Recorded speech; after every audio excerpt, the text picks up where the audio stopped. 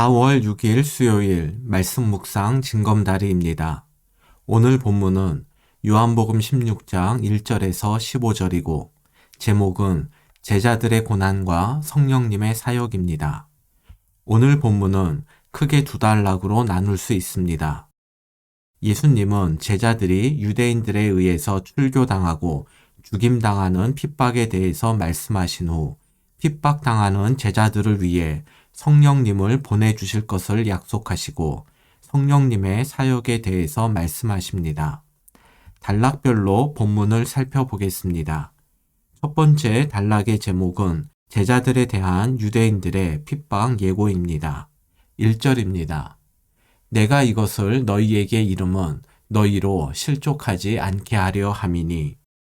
예수님은 제자들이 실족하지 않게 하려고 이것을 말씀하셨습니다.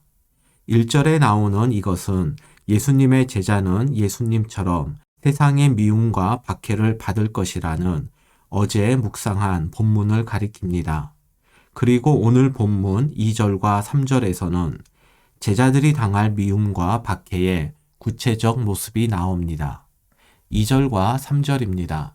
사람들이 너희를 출교할 뿐 아니라 때가 이르면 무릇 너희를 죽이는 자가 생각하기를 이것이 하나님을 섬기는 일이라 하리라. 그들이 이런 일을 할 것은 아버지와 나를 알지 못함이라. 출교로 번역된 그리스어를 직역하면 회당에서 쫓겨나다입니다. 예수님 당시 회당은 유대인들의 종교뿐 아니라 생활의 중심이었기 때문에 회당에서 쫓겨나는 것은 삶의 터전을 상실하는 것을 뜻했습니다. 유대인들은 제자들의 삶의 터전을 빼앗을 뿐 아니라 제자들을 죽이는 것이 하나님을 섬기는 일이라 하였습니다. 이러한 핍박은 유대인들이 하나님과 예수님을 알지 못했기 때문입니다. 4절입니다. 오직 너희에게 이 말을 한 것은 너희로 그 때를 당하면 내가 너희에게 말한 이것을 기억나게 하려 함이요. 처음부터 이 말을 하지 아니한 것은 내가 너희와 함께 있었음이라. 우리가 예수님의 제자였다면 예수님이 말씀하신 세상의 핍박에서 벗어날 방법을 여쭈었을 것입니다. 그런데 4절에서 예수님은 핍박에 직면했을 때 핍박 받을 것이라는 예수님의 말씀을 기억하라고 말씀하십니다. 이것은 예수님의 제자라면 세상의 핍박을 피할 수 없으니 참고 견디라는 뜻입니다.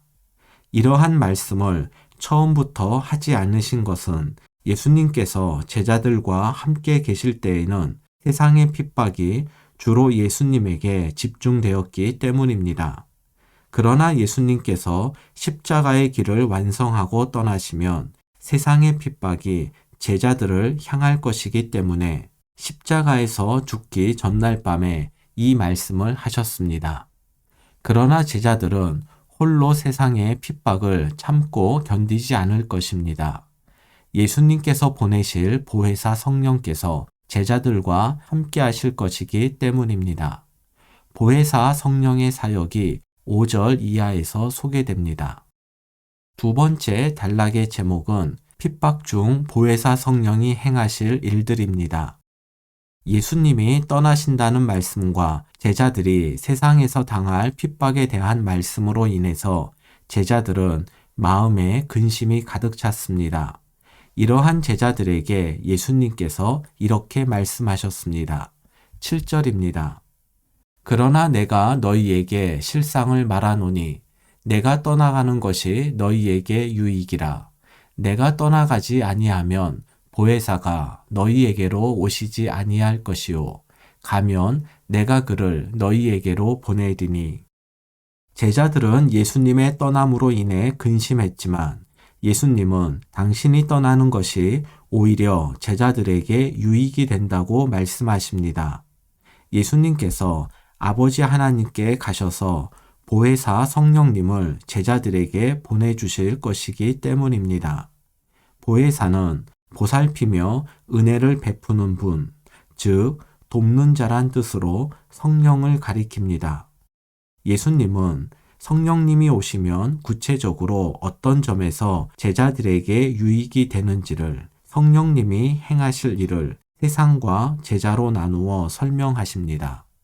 먼저 세상에 대해서 성령이 행하실 일입니다. 8절입니다. 그가 와서 죄에 대하여 의에 대하여 심판에 대하여 세상을 책망하시리라. 새번역 성경의 번역도 보겠습니다. 그가 오시면 죄와 의와 심판에 대하여 세상의 잘못을 깨우치실 것이다. 성령님은 죄와 의와 심판에 대한 세상의 잘못된 생각을 꾸짖어 바로잡아 주실 것입니다. 먼저 죄입니다. 9절입니다. 죄에 대하여라 함은 그들이 나를 믿지 아니함이요. 9절을 새번역 성경으로 다시 보겠습니다. 죄에 대하여 깨우친다고 함은 세상 사람들이 나를 믿지 않기 때문이요. 성령님은 살인과 강도짓을 죄라고 말씀하시지 않고 예수 그리스도를 믿지 않는 것이 죄라고 일깨워 주실 것입니다. 죄인과 의인을 구분하는 기준은 세상의 평판이 아니라 예수 그리스도를 믿느냐 믿지 않느냐에 있습니다. 그래서 세상에 미움을 받는 예수님의 제자들이 죄인이 아니라 세상의 평판과 관계없이 예수님을 믿지 않는 사람은 모두 죄인입니다. 두 번째로 의입니다. 10절입니다. 의에 대하여라 함은 내가 아버지께로 가니 너희가 다시 나를 보지 못함이요. 10절을 공동번역 성경으로 보겠습니다. 내가 아버지께 돌아가고 너희가 나를 보지 못하게 된다는 것이 하느님의 정의를 나타내시는 것이라고 가르치실 것이고, 예수님께서는 십자가에서 죽으시고 부활하신 후 승천하실 것입니다. 그래서 제자들은 이 땅에서는 더 이상 예수님을 볼 수 없습니다. 성령님은 이것이 의라고 말씀하십니다. 세상은 예수님을 죽인 자신들의 행동을 의롭다고 생각했습니다. 그러나 예수님의 죽으심과 부활하심과 승천은 하나님의 저주가 아니라 예수님께서 하나님의 뜻에 온전히 순종하여 성취한 하나님의 구원 사건입니다. 이것은 의의 기준이 우리의 생각이 아니라 하나님의 뜻이며 하나님께 순종함이 의라는 말씀입니다. 세 번째로 심판입니다. 11절입니다. 심판에 대하여라 함은 이 세상 임금이 심판을 받았습니다. 이 역시 공동번역 성경으로 다시 보겠습니다. 이 세상의 권력자가 이미 심판을 받았다는 사실로서 정말 심판을 받을 자가 누구인지를 보여주실 것이다.